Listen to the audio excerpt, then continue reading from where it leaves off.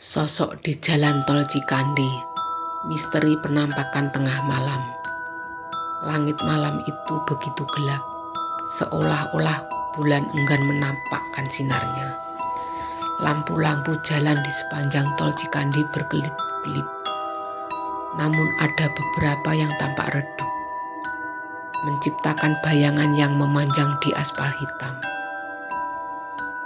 Fajar, seorang sopir truk pengantar barang dari Jakarta menuju Serang, sudah terbiasa dengan perjalanan malam. Baginya, malam adalah waktu yang paling tenang untuk menghindari kemacetan.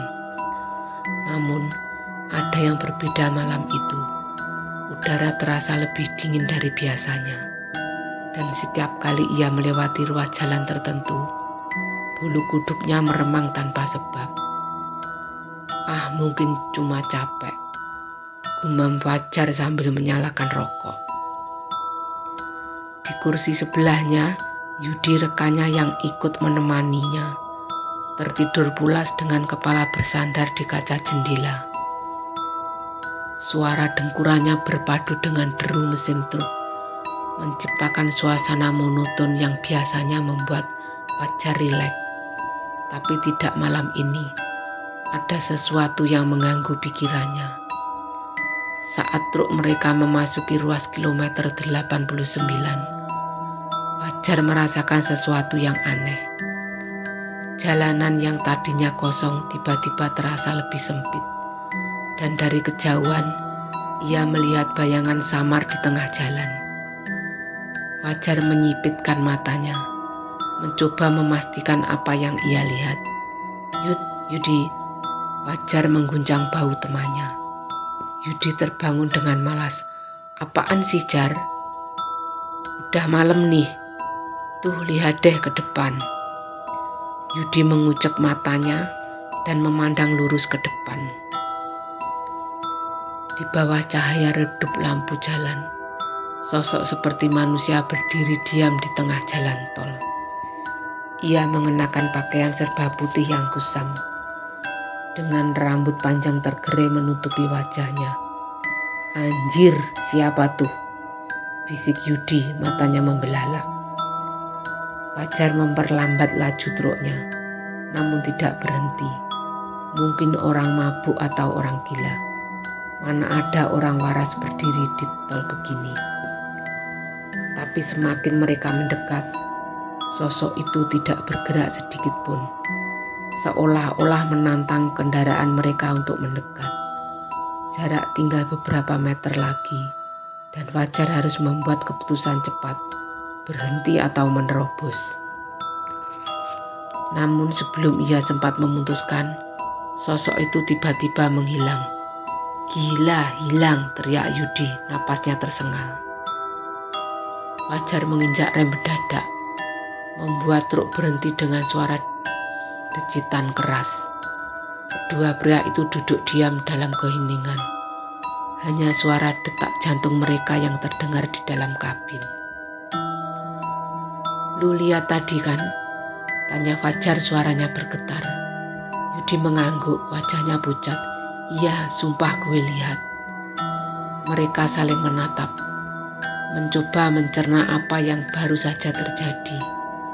Tapi sebelum mereka bisa berkata lebih banyak, truk tiba-tiba bergetar keras, seperti ada sesuatu yang meloncat ke atas atap.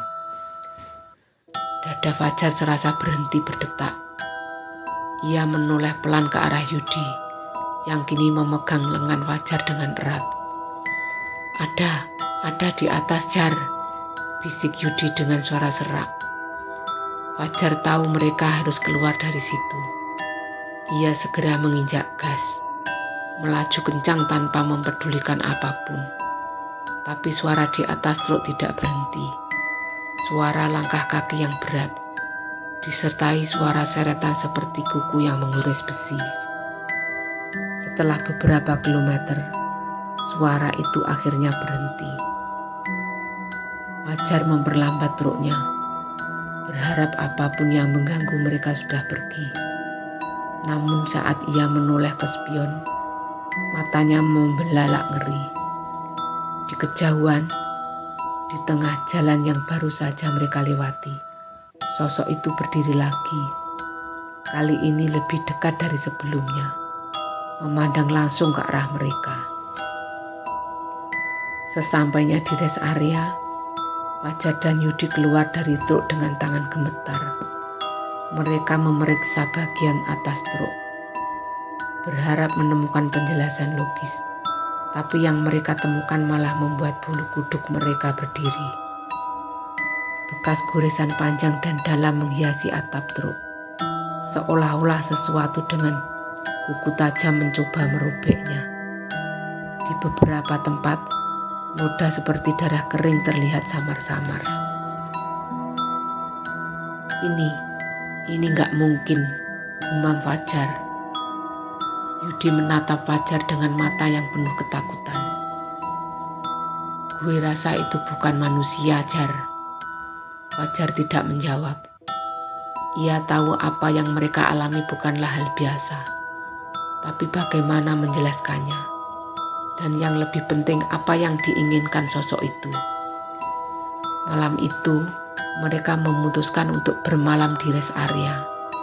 Tapi tidur mereka tidak tenang.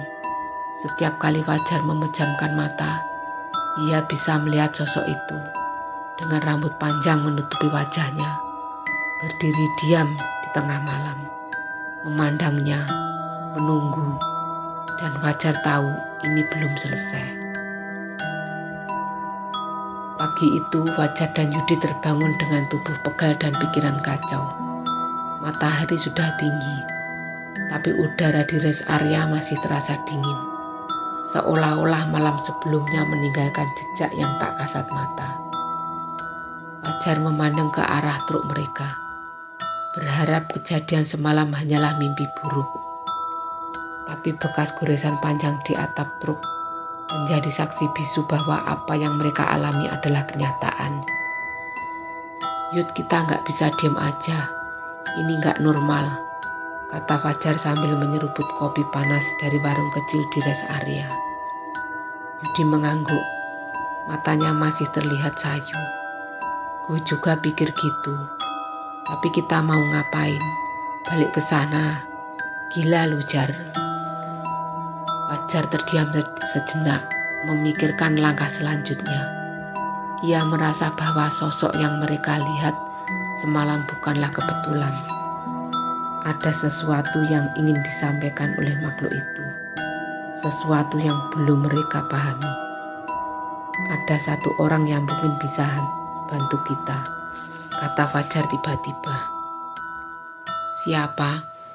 Tanya Yudi curiga. Pak Ujang. Dia supir senior yang sering cerita tentang hal-hal aneh di jalan tol ini. Gue pernah dengar dia ngomong tentang sosok misterius di tol Cikandi. Yudi menghela napas panjang. Oke, kita temuin dia. Tapi setelah itu, gue gak mau urusan sama hal beginian lagi, Jar.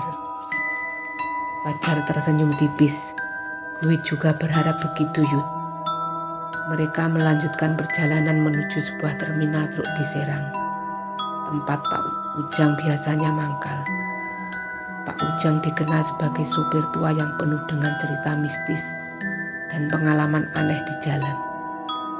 Wajahnya keriput dengan mata tajam yang seolah bisa menembus pikiran orang.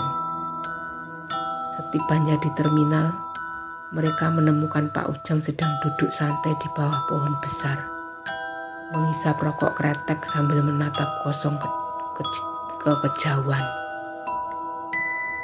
Fajar dan Yudi menghampirinya dengan hati-hati. Pak Ujang, kami mau nanya soal sesuatu, kata Fajar membuka pembicaraan. Pak Ujang melirik mereka, lalu mengangguk pelan. Soal apa? Jalan tol. Fajar dan Yudi saling bertatapan sebelum akhirnya Fajar menjawab. Iya, Pak. Semalam kami lihat sosok aneh di tol Cikandi. Berdiri di tengah jalan, terus hilang gitu aja. Pas kami berhenti, ada suara langkah di atas truk kami. Pak Ujang mendengarkan dengan seksama. Wajahnya semakin serius.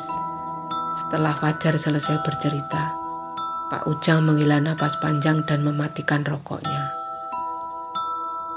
"Kalian ketemu sama dia," katanya pelan. "Dia siapa, Pak?" tanya Yudi, suaranya gemetar.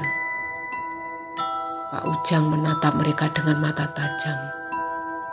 "Orang-orang ini nyebutnya sosok penunggu kilometer 89. Dulu ada kecelakaan tragis di sana. Seorang wanita muda tewas tertabrak saat mencoba menyeberang jalan tol. Katanya dia bunuh diri karena dikhianati tunangannya. Sejak itu banyak supir yang lihat penampakan dia di tempat yang sama." Fajar merasakan tengkuknya merinding. "Kenapa dia ngikutin kami, Pak?" Pak Ujang mengeleng pelan. "Biasanya arwah penasaran begitu nggak bakal ngikutin kecuali kalian terlibat." Yudi memucat. "Terlihat gimana, Pak? Kami nggak kenal dia." Pak Ujang menghela napas berat. "Mungkin bukan kalian yang dia cari, tapi sesuatu di truk kalian." Mendengar itu, Fajar dan Yudi saling berpandangan.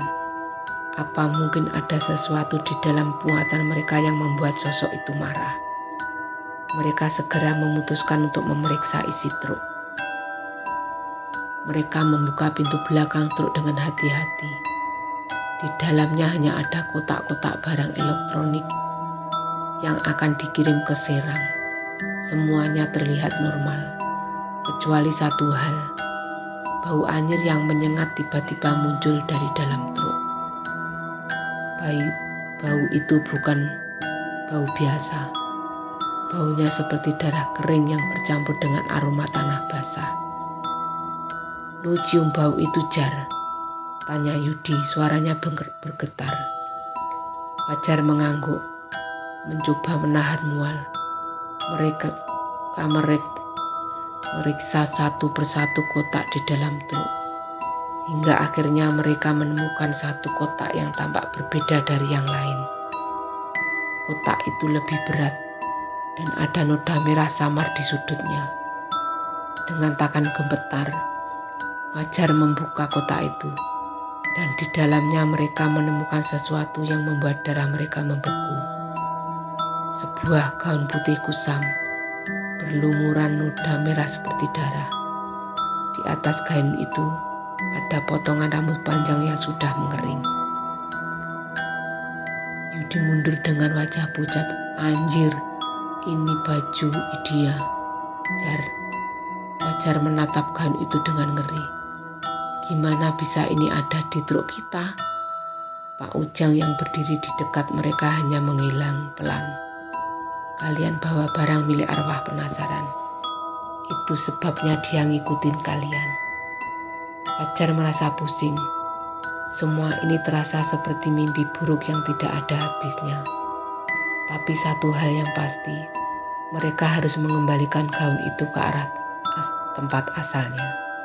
"Tapi Pak, kalau kita balikin, apakah dia bakal pergi?" tanya Yudi dengan suara pelan. Pak Ujang menatap mereka dengan serius. "Arwah penasaran gak gampang pergi. Kalian harus tahu kenapa dia meninggal dan siapa yang membuatnya menderita. Baru setelah itu, dia bisa tenang." Fajar merasakan ketakutan yang semakin dalam. Ini bukan hanya soal mengembalikan barang. Mereka harus mengungkap kebenaran di balik kematian wanita itu. Dan mereka tahu, satu-satunya cara untuk melakukannya adalah dengan kembali ke kilometer 89. Malam itu Fajar, Yudi, dan Pak Ujang kembali ke kilometer 89 di tol Cikandi. Tempat di mana semua mimpi buruk mereka dimulai. Lampu jalanan masih berkedip-redup dan udara malam terasa lebih dingin dari biasanya. Gaun putih berlumuran darah yang mereka temukan di truk kini terbungkus rapat dalam kantong plastik hitam. Tapi meskipun sudah tertutup, bau anjir itu tetap saja menembus, membuat perut mereka mual. Pak Ujang memarkir mobilnya di bahu jalan, beberapa meter sebelum lokasi penampakan semalam. Kita nggak bisa sembarangan, kalian harus berhati-hati. Arwah penasaran itu bisa marah kalau kita salah langkah, katanya dengan suara rendah. Fajar dan Yudi mengangguk, meskipun hati mereka penuh dengan ketakutan. Mereka tahu bahwa malam ini akan menjadi malam yang menentukan. Entah mereka akan berhasil melepaskan diri dari teror sosok misterius itu, atau justru tenggelam lebih dalam ke dalam mimpi buruk yang tak berujung. Mereka berjalan perlahan menuju titik di mana mereka pertama kali melihat sosok itu. Jalanan kosong, hanya suara angin malam yang berdesir di telinga mereka. Fajar memegang erat kantong plastik berisi gaun itu, sementara Yudi membawa botol berisi air bunga dan kemenyan yang diberikan Pak Ujang. Taruh gaun itu di tengah jalan, bisik Pak Ujang. Fajar menuruti perintahnya. Dengan tangan gemetar, ia meletakkan kantong plastik itu di tengah jalan, tepat di bawah salah satu lampu jalan yang berkedip pelan. Mereka menunggu dalam diam. Hanya suara detak jantung mereka yang terdengar di kepala masing-masing. Waktu seolah berjalan lambat. Lalu tiba-tiba angin kencang berembus, membuat kemenyan di tangan Yudi hampir terjatuh. Dari kejauhan, mereka mendengar suara isak tangis yang pelan, tapi jelas. Suara itu semakin lama semakin dekat, hingga akhirnya mereka melihat sosok wanita itu muncul di tengah jalan. Rambut panjangnya tergerai menutupi wajahnya, dan gaun putih yang ia kenakan tampak compang-camping, sama persis dengan gaun yang ada di dalam kantong plastik. Mata merahnya terlihat samar di balik tirai rambut, memandang langsung ke arah mereka. Fajar merasakan kakinya lemas, tapi ia tahu mereka harus melanjutkan. Ia berusaha berbicara, meskipun suaranya bergetar. Kami bawa kembali gaunmu. Tapi nggak tahu kenapa ini ada di truk kami. Tapi kami mau balikin. Sosok wanita itu tidak bergerak, tapi suara tangisannya berubah menjadi tawa pelan. Suara yang membuat darah mereka membeku. Pak Ujang melangkah maju. Suaranya tegas meskipun penuh kehati-hatian. Kami tahu kau arwah yang penasaran. Kami ingin membantumu tenang. Tapi kau harus tunjukkan kenapa kau marah. Siapa yang membuatmu seperti ini? Seketika angin berhenti. Sosok wanita itu perlahan menunjuk ke arah truk mereka yang diparkir di kejauhan. Mata mereka mengikuti arah telunjuknya. Dan saat itulah mereka melihat sesuatu yang membuat mereka merinding. Siluet seorang pria berdiri di dekat truk, mengenakan hoodie gelap dan celana panjang. Sosok itu menatap mereka dari kejauhan sebelum menghilang begitu saja. Siapa itu? Bisik Yudi, suaranya penuh ketakutan. Pak Ujang menghela napas berat. Itu bukan arwah, itu orang yang masih hidup. Fajar terdiam sejenak sebelum akhirnya berkata, itu kayaknya sopir yang nitip barang di gudang sebelum kita berangkat. Mereka semua saling berpandangan. Tiba-tiba semuanya mulai masuk akal. Seseorang telah menyelundupkan gaun itu ke dalam truk mereka. Dan orang itu mungkin terlibat dalam kematian wanita ini. Keesokan harinya, mereka melaporkan kejadian itu ke pihak berwenang. Penyelidikan segera dilakukan, dan tidak butuh waktu lama untuk menemukan pelakunya. Pria yang mereka lihat di dekat truk itu ternyata adalah mantan tunangan dari wanita yang meninggal. Ia telah membunuh tunangannya dalam pertengkaran hebat dan mencoba membuang bukti dengan menyelundupkan gaun berlumuran darah itu ke dalam truk pengiriman. Setelah pelaku ditangkap, penampakan sosok wanita di kilometer 89 menghilang. Tidak ada lagi sopir yang melaporkan melihat sosok misterius berdiri di tengah jalan. Tol Cikandi kembali tenang. Tapi bagi Fajar dan Yudi, kenangan itu akan selalu membekas dalam pikiran mereka. Suatu malam, beberapa minggu setelah kejadian itu, Fajar sedang mengemudi sendirian. Ia melintasi kilometer 89 dengan perasaan lega, yakin bahwa semuanya sudah berakhir. Tapi saat ia melihat ke spion, ia melihat sesuatu yang membuat napasnya tercekat. Sosok wanita itu berdiri di kejauhan, tapi kali ini ia tidak terlihat marah. Ia tersenyum. Fajar tersenyum kecil, lalu melanjutkan perjalanan. Ia tahu bahwa wanita itu akhirnya menemukan kedamaian. Namun di dunia ini tidak semua arwah penasaran bisa menemukan ketenangan. Dan Tol Cikandi masih menyimpan banyak rahasia yang belum terungkap.